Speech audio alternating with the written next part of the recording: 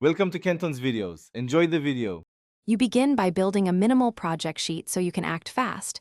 Create columns for task, owner, start, end, duration, and status, and enter your first tasks immediately.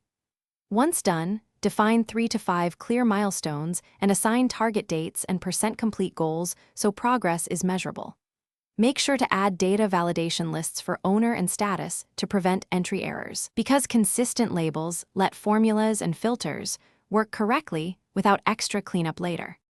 You'll convert raw rows into an actionable tracker by adding formulas and visuals, enter duration as end minus start, and compute percent complete from task subtotals or weighted durations so each task contributes correctly to overall progress. Next, build a simple Gantt by plotting start on the horizontal axis and formatting duration as stacked bars. This reveals sequencing and overlaps instantly.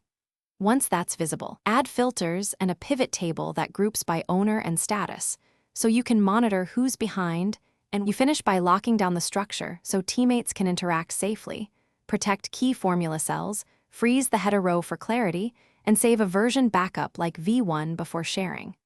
Then publish to the cloud with comment permissions and add slicers so each stakeholder sees a tailored view without changing the master sheet.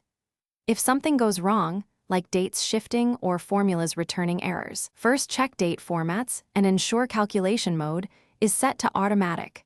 That simple check fixes most alignment issues quickly. Thanks for watching. Consider subscribing if we helped you.